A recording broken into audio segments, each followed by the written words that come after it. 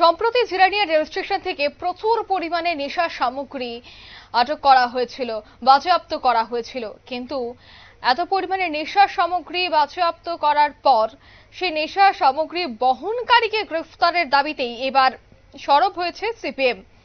বহনকারীদের গ্রেফতার সহ বিভিন্ন দাবি নিয়ে পুলিশের সদর দফতর ঘেরাও করে সিপিএম।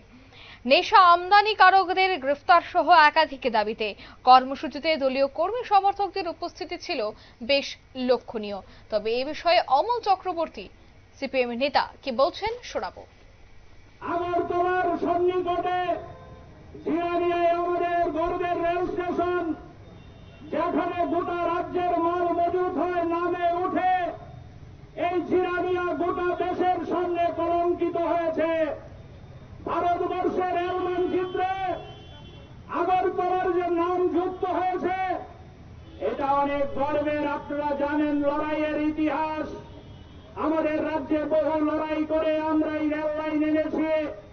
জিরানিয়া আমাদের গর্বের সাথে রেল মানচিত্রে যুক্ত হয়েছে। আর আজকে এই জিরানিয়া রেল স্টেশন নেশা কারবারিদের সাম্রাজ্য। জিরানিয়ার স্থানীয় মানুষজন আমাদের সিপিআইএম এর নেতা কর্মীদের টেলিফোন করে বলছে, পুলিশের উচ্চপদস্থ আধিকারিকদের সামনে মাল রেড হয়ে ধরা পড়েছে। আবার এই মাল শ্রমিকদের বিশ্রামাগারে ঢুকে যায়, পুলিশের সামনে এগুলো আবার লুকোচুরি খেলা হয়। এক ওয়াগনে মাল নামে, পুলিশ ধরে, আবার এই মালই অর্ধেক লোপাট হয়ে অন্য জায়গায় চলে যায়। আরেক ওয়াগন মাল নাকি এসছে, পুলিশ হদিশ করতে পারছে না। আমরা জিজ্ঞেস করি, এটার নাম কি আইনের শাসন? এই সরকার ডাবল ইঞ্জিনের সরকার বাজার গরম করছে।